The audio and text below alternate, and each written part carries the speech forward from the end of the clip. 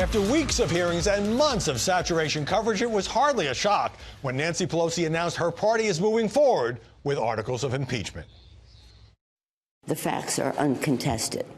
The president abused his power for his own personal political benefit at the expense of our national security. Are you worried, sir, about the stain that impeachment might have on your legacy? No, not at all. Not at all. It's a hoax. It's a hoax. It's a big fat hoax. The president also tweeted, if you're going to impeach me, do it now, fast, so we can have a fair trial in the Senate.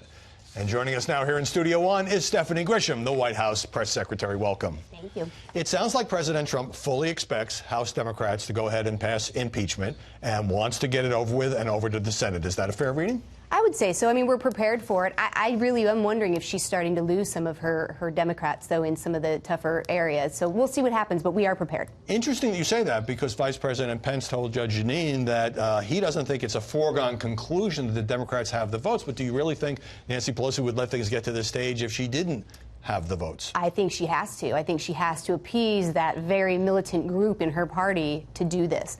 I think that she's just doing it to say that she did it. And I think that the last, especially the judiciary hearing, I think that that really showed how bad and desperate they are. So I don't know what's going to happen. So that's what you think is behind impeachment, an effort to appease, to use your word, yeah. Pressure from the more liberal, more virulently anti-Trump Democrats? I do. I think that, again, this is them hating the president more than they love this country and doing everything they can to undo 2016. And now it's very clear they're fearing 2020, especially with all of his success.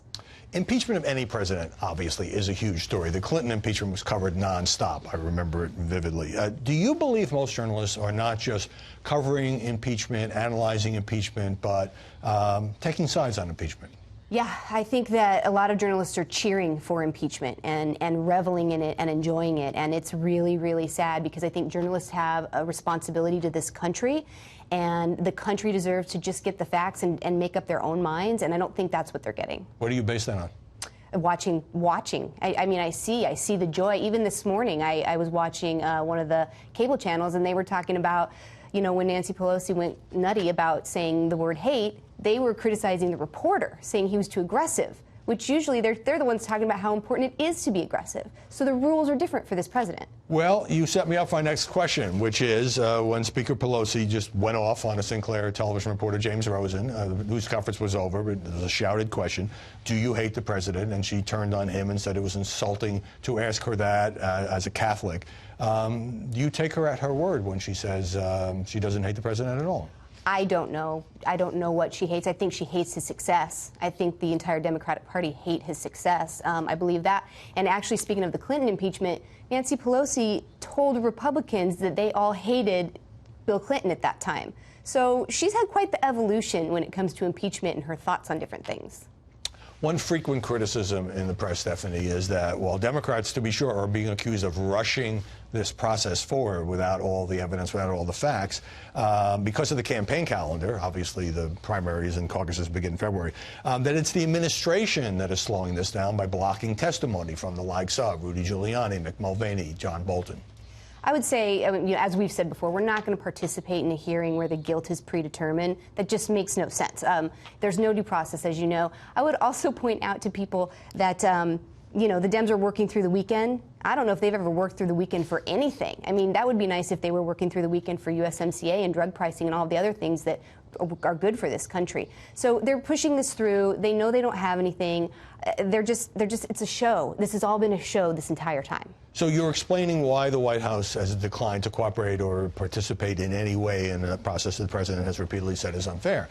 But I don't know that you can simultaneously argue that we're not going to cooperate, we're not going to produce key witnesses, and at the same time, boy, the Democrats are really rushing this because they don't want this thing to be tied up in court for months. Well, I think there's two different sides there. I think that they are really abusing their power, and I think they're very much weaponizing impeachment, and that's a shame, and it's dividing this country.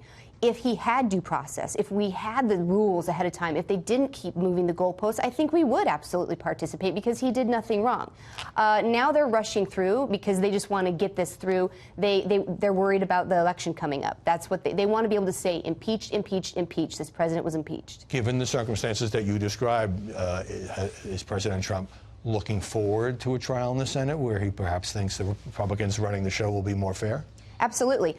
If it goes to the Senate, because again, I think another reason they might be rushing is that they might be losing some of their Dems. But if it goes to the Senate, he tweeted about this, he's ready for at least a fair process. And we will show everything, and there, again, as we've been doing, that he did nothing wrong. Again, the president released 2 transcripts.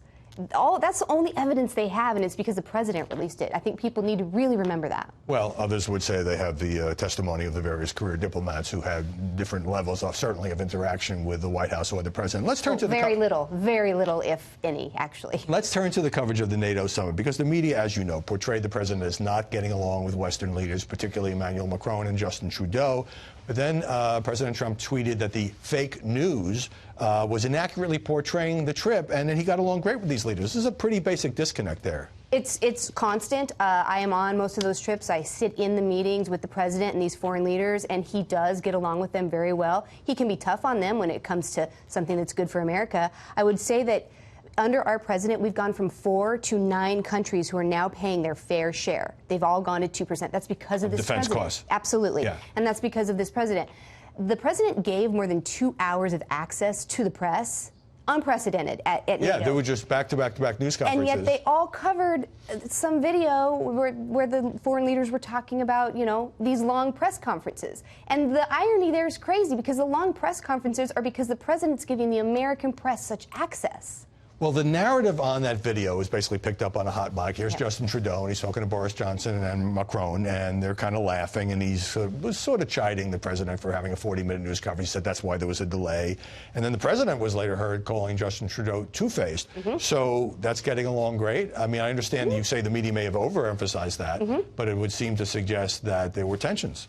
There can be tensions. As I said, the president sometimes can be tough with these foreign leaders, and that's important. America first has always been what he has said when he was running and as president. So there can be tensions, certainly, but he does get along with them. He does work well, and he's producing results. When Melania Trump unveiled the White House Christmas decorations, you said this was the media's annual holiday ritual of mocking and criticizing the First Lady. What did you mean? Well, year 1, they mocked the decorations in a portion of the White House. Year 2, they did it again, mocked a portion of the White House. This year, it's the coat she wore in a video. I guess the decorations finally passed muster, so this year it was a coat. And it's so unfortunate. In the meantime, the First Lady traveled to NATO with the president. She visited Salvation Army, helped put care kits together for Christmas. She was just at Children's Hospital reading to sick children. She does that every year.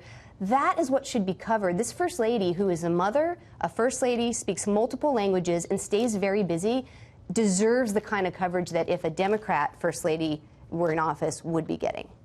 Well, so if the Washington Post fashion critic says the white coat looked ridiculous, look, that's her opinion. She critiques fashion. Sure. CNN's Kate Bennett, promoting her new book on the First Lady, was on the air saying, well, Melania Trump often dresses in pantsuits to send a message to her husband, who prefers more feminine dresses.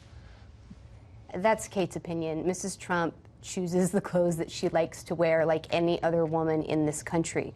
She chooses what she wants to wear, not based on sending any kind of a message. She doesn't have time for that. It's just ridiculous that they focus so much on her outfits. And Mrs. Trump herself has said, I wish people would focus on what I'm doing rather than what I'm wearing. And it just continues to happen to her.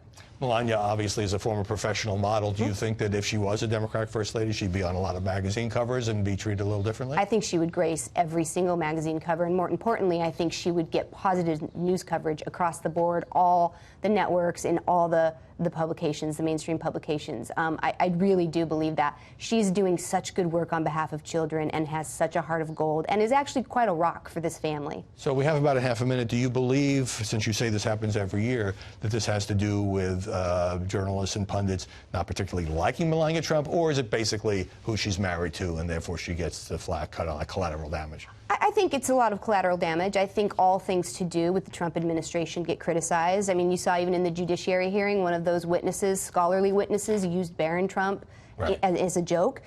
So it's beyond the pale. If the name Trump is attached to it, it's bad. Does that include you? Absolutely. Working for the president? Absolutely, yes. All right. On that note, Stephanie Grisham, we appreciate your being here. Thank you. Thanks very much for joining us.